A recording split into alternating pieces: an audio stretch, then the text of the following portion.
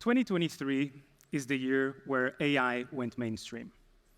Thanks to companies like OpenAI releasing ChatGPT to our pockets and to our laptops, we can now fully benefit from the amazing technology that AI enables.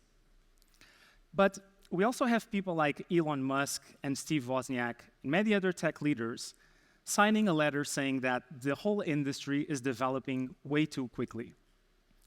They're calling for a 6-month pause in all AI development because they say that this industry is developing so quickly that we cannot properly regulate it, and we need to pay attention to the topic that is AI safety. It makes sense. But at the same time, we have other tech leaders like Eric Schmidt, founder of Google, coming out and saying the exact opposite. According to people that follow his train of thought, this is a terrible idea. And this is because if most of the Western world takes a 6-month pause to develop AI, other countries, like, for example, China, may not make that pause, and they may actually beat us in the so-called arms race for AI. So I don't know about you, but to me it feels like every time I read a tech article on AI, there's contradicting opinions these days. I have 3 goals for this talk. I want to walk you through how we can make sense of these new technologies that capture our imagination and make us wonder about the future. I want to discuss if AI is good, bad, or potentially both. And finally, answer another question you may have right now, which is, who the hell is this guy? So my name is João Santos. I know that's going to be hard to pronounce for a lot of folks online, but don't worry about it. I've been in startups for 10 years, building and then investing in them. Most of my time focused on impact investing. But this doesn't really matter for why I'm here today. Saturday, March 18th, 2023, I open my phone. Saturday morning, I'm just chilling, and I go on Twitter, and I see a tweet by an American guy called Jackson Fall. And he basically was announcing to the world this crazy idea. He was going to give ChatGPT-4 a budget of $100 and challenge it to make as much money as possible. If it decided to build a company, Jackson himself was just going to follow it step by step, not knowing what was going to happen along the way. Now, for me, working in startups for quite a while, this was amazing. I was just hit by this childlike curiosity. It felt a little bit like reading one of those books, I don't know if you've ever read them, where it's an interactive book. So you'll be following the main character, and then it'll say, if you want Peter to make a right and go down the forest, turn to page 73. And it just felt amazing to try to follow along the journey of building a company, not being behind the wheel. So, we're all adults, most of us here anyway, and it's pretty hard to keep up with technology. We have busy lives. We need to find the extra motivation to follow the latest developments. And I thought that this was such a cool, unique idea that I just wanted to find out what would happen if I gave it my own spin. And by the end of 30 days, I would probably have enough time in front of ChatGPT where I would actually learn where the model is doing great, where it needs a couple of improvements, and I thought, hell, I'll also have some fun along the way. So I decided to prompt ChatGPT and challenge it to build the most profitable business possible with $1,000 in starting capital. And I said that I would work on this for 1 hour a day. This means everything in the real company that we created comes directly from a recommendation from this conversational AI. From the products that we should be selling, to the actual name of our company, our brand, even our logo, the price points of the products that we were going to sell, and even the suppliers that we were going to work with were all decided by AI. The decision was actually to start a print-on-demand e-commerce store focused on high-quality, sustainable fashion. And even in terms of the suppliers, it told us you should start with a Shopify store, and you can work with 2 of the market leaders, Printify or Printful. So then we wanted to take it one step further. We wanted every design in the clothes that we sell to actually be AI generated as well. So what we did is ChatGPT creates a design brief, and we take that text and we pass it on to Midjourney, which is a text-to-image AI generation tool that can create the designs that then get stamped on every t-shirt or hoodie that we started selling in this experiment.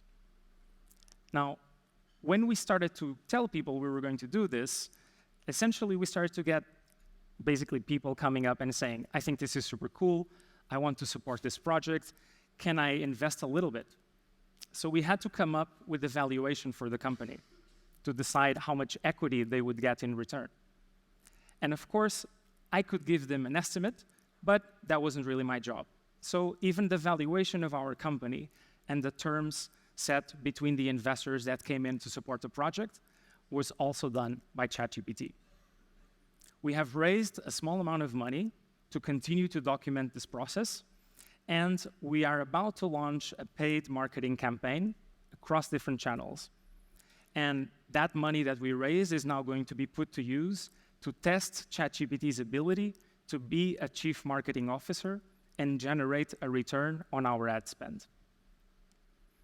Every time someone comes up to me and shares a proposal for a partnership or an idea of something we should do, sometimes I just feel like saying yes. But again, we go back to the DNA. It needs to go through the boss, which is not me, it's ChatGPT. And so, again, I really took this lightly. I thought this was going to be a fun experiment that potentially other people would get a laugh out of, and we would just learn something along the way. I definitely did not expect the single first post that I made about this experiment to go insanely viral for 1 week all around the globe. We had over 10 million impressions on social media, requests to talk at different corporates. We went live on a certain US channel. We were everywhere across Portuguese media and other European brands. It definitely showed me firsthand how AI really captured our imagination this year. And so I started to get a little bit curious to see, how do we as humans actually face these moments where suddenly there's a big technological breakthrough and it looks like the possibilities are limitless. And I actually found this model that explains our behavior quite well. You may have heard about this before. It's the Gartner hype cycle. Essentially, when there's a new big technological breakthrough coming out, we instantly skyrocket in terms of expectations, thinking that this is going to change our lives overnight. When it doesn't, and we realize we actually need a little bit more time to figure out how to properly implement these technologies into our companies, into our worlds, so that they can be useful and productive to us, we get super disappointed. And then over time, we find a healthy midpoint. And I think AI won't really be different, but I wanted to still look back at examples of the past. And an example you may have also come across this year is the calculator protest, where teachers in the US took to the streets because, according to them, bringing calculators into the classroom was going to meaningfully damage our ability as students to learn. It would harm us throughout our adult lives because we were no longer doing all math ourselves. And again, a great example of us imagining great possibility, but also fearing the unknown. But these are teachers, normal folks like you and me. You may be wondering, what about tech leaders? The folks that actually develop these technologies. Maybe they have more experience in the topic, and they will actually be able to form more accurate predictions. So I went out to find if this was the case. And I found this amazing quote by Sir William Preece in 1876. He was a chief engineer at the British Post. And he essentially said that, yes, the telephone makes sense for America because it's such a wide country. But, back here in England, we have a lot of messenger boys. Didn't age super well. Even much more recently, and again in his domain of expertise, Robert Metcalfe was the inventor of the Ethernet protocol, which allows us to exchange data between two computers, connecting them with a simple cable at very high speeds. And when he was talking about the internet, not to be confused with the Ethernet, which he invented, he was saying that he expected the internet's popularity to go up and then catastrophically collapse back in 1996. If we move even closer to the present, we had folks like Bill Gates famously saying that back in 2004, he expected that within 2 years, spam would be solved. Unfortunately, I don't know about your email inboxes and your social media, but I have enough. So I think this is just my personal theory here, but I think AI is just no exception.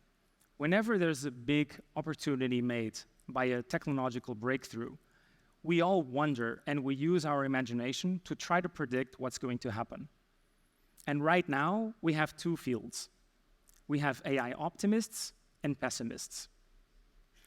We have folks like Mark Zuckerberg saying that when discussing life and healthcare, he expects AI is going to do amazing things for us because it will speed up how we develop drugs and match them accurately with the right patients.